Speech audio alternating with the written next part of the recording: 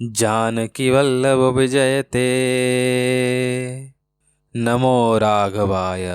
राम जी का हृदय कांप उठा जब उन्हें सुमित्रा माता का ख्याल आया। वे बोले, तुम अपनी माता के इकलौते लाडले हो। उन्होंने बहुत भरोसे के साथ तुम्हारा हाथ मेरे हाथ में सौंपा था।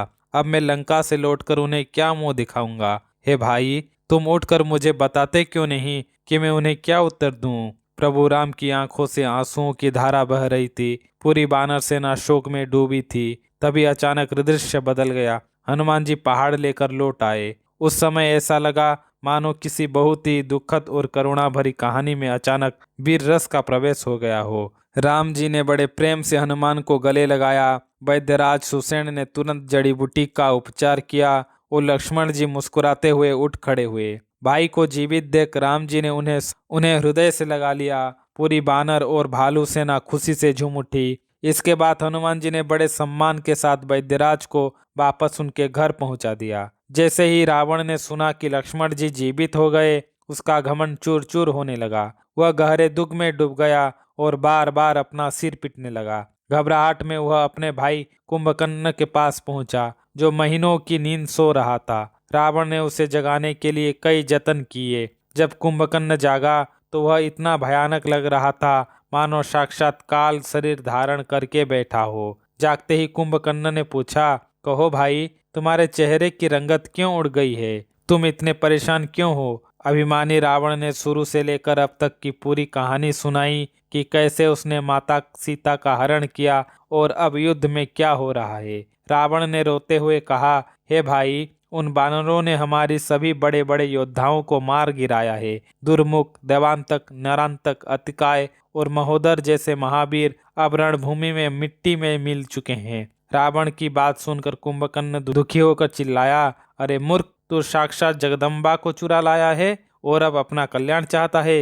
यह कभी संभव नहीं। कुंभकर्ण ने रावण को खरी खोटी सुनाते हुए कहा कि तूने बहुत बड़ी गलती की और अब मुझे जगाने आया है। उसने कहा, रावण, तू जिन्हें साधारण मनुष्य समझ रहा है वे श्री राम साक्षात ईश्वर हैं और हनुमान जैसा महान व्यक्तित्व जिनका सेवक है, उनसे तू जीत नहीं पाएगा। अब भी समय है, अपना अहंकार छोड़ दे और राम की शरण में जा, तभी तेरा भला होगा। कुंभकर्ण जानते थे कि रावण की बुद्धि अब पूरी तरह भ्रष्ट हो चुकी है और वह काल के वश में है। एक पल के लिए कुंभकर्ण भगवान राम के स्वरूप को याद करके भक्ति में डूब गए, लेकिन फिर अपने भाई का साथ निभाने के लिए उन्होंने अपनी राक्षसी प्रवृत्ति अपना ली। उन्होंने करोड़ों घड़े मदिरा पी और कई भैंसे खाए, फिर वज्र जैसी गर्जना करते हुए अकेले ही युद्ध के लिए निकल पड़े। जब विशाल काय कुंभकर्ण को रणभूमि की ओर आते देखा तो विभीषण उनके पास गए और उनके चरणों में गिरकर अपना नाम बताया। कुंभकर्ण ने अपने छोटे भाई को उठाकर गले लगा लिया। उन्हें बहुत खुशी हुई कि उनका भाई भगवान राम का भक्त है। विभीषण ने अपना दुख बताया और कहा, भैया, मैंने रावण को सही सलाह दी थी, लेकिन उन्होंने मुझे लात मार कर निकाल दिया। अब मैं हार कर प्रभु राम की शरण में आ गया और उन्होंने मुझे दीन को अपना लिया। कुंभकर्ण ने कहा, हे विभीषण, तू धन्य है। तूने राक्षस कुल का नाम रोशन कर दिया है। तू सुख के सागर प्रभु राम का भजन कर। लेकिन अब मेरी बात सुन। रावण पर मृत्यु सवार है। वह अब कोई अच्छी बात नहीं सुनेगा। मैं अब काल के वश में हूँ और युद्ध के उन्माद में मुझे अपने पराये का होश नहीं रहेगा। इसलिए तुम यहाँ से सुरक्षित चले जाओ। कुंभकर्ण ने विभीषण को मन, वचन और कर्म से निष्कपट होकर राम की सेवा करने का आशीर्वाद दिया और खुद काल बनकर राम की सेना की ओर बढ़ चला। जैसे ही बानरों ने सुना कि कुंभकर्ण आ रहा है, उनमें डरने की बजाय एक अजीब सा जोश भर आया। वे बलवान बानर किलकिला शब्द करते हुए कुंभकर्ण की ओर झपटे। उन्होंने बड़े बड़े पहाड़ और पेड़ उखाड़ लिए। दांत कटकटाकर पूरी ताकत से कुंभकर्ण पर फेंकने लगे। रीछ और बानर एक साथ करोड़ों पहाड़ों की चोटियों से उस पर प्रहार कर रहे थे, लेकिन कुंभकर्ण पर इसका कोई असर नहीं हुआ।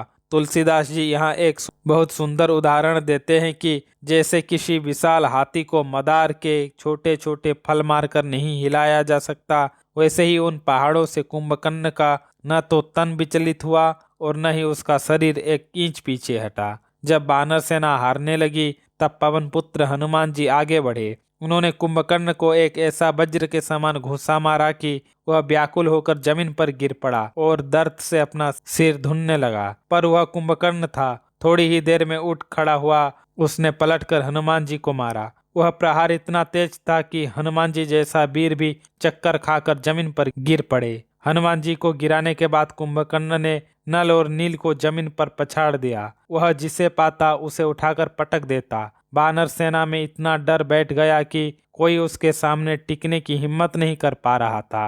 अंत में कुंभकर्ण ने सुग्रीव और अंगद जैसे सेनापतियों को भी मूर्छित कर दिया। वह सुग्रीव को मरा हुआ समझकर अपनी कांख में दबाकर लंका की ओर चल पड़ा। वह सोच रहा था कि अगर बानर राज को ही ले गया तो सेना अपने आप खत्म हो जाएगी। यहाँ शिव जी माता पार्वती से कहते हैं कि हे उमा, राम जी तो काल के भी काल हैं। वे तो बस नरलीला कर रहे थे, जैसे गरुड़ सांपों के साथ खेलता है। तभी सुग्रीव की मूर्छा टूटी। उन्होंने देखा कि वे कुंभकर्ण के कैद में हैं। सुग्रीव ने बड़ी चतुराई से कुंभकर्ण के नाक और कान अपने दांतों से काट लिए। दर्द और गरज के साथ कुंभकर्ण ने उन्हें जमीन पर पटका, लेकिन सुग्रीव फुर्ती से उठकर वापस राम जी की शरण में पहुंच गए। अब कुंभकर्ण का रूप और भी डरावना हो गया था। बिना नाक कान के उसका चेहरा कटा हुआ लग रहा था। वह शर्म और गुस्से से पागल होकर वापस लौटा। उसे देखकर बानर फिर से डर गए। वह इतना बौखला गया था कि अब वह युद्ध नहीं कर रहा था,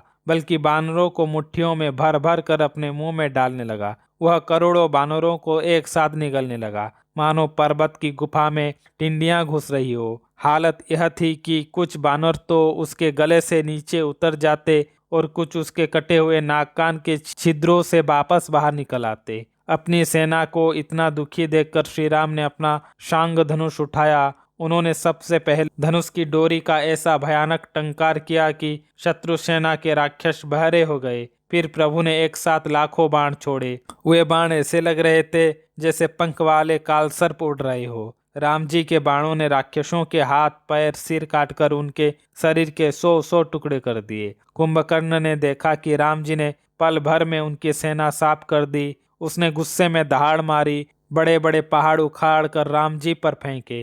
राम जी ने बाणों से उन पहाड़ों को धूल बना दिया। फिर प्रभु ने ऐसे तीर छोड़े जो कुंभकर्ण के शरीर के आर पार निकल गए, जैसे बादलों में बिजली समा जाती है। उसके शरीर से खून ऐसे बह रहा था जैसे काले पहाड़ से लाल रंग की झरने बहते हैं। राम जी ने पहले उसकी दाहिनी भुजा काटी, फिर बाईं। जब उसकी दोनों भुजाएं कट गई तो वह बिना पंख के पहाड़ जैसा दिखने लगा। वह अपना विशाल मुंह फाड़कर राम जी को निगलने दौड़ा। तब प्रभु ने उसके मुंह को तीरों से भर दिया और एक अंतिम प्रहार से उसका सिर धड़ से अलग कर दिया। उसका कटा हुआ सिर रावण के पैरों के पास जाकर गिरा। कुंभकर्ण के मरते ही उसका दिव्य तेज निकलकर भगवान राम के मुख में समा गया। जो राक्षस अधर्म की खान था, उसे भी प्रभु ने मोक्ष दे दिया।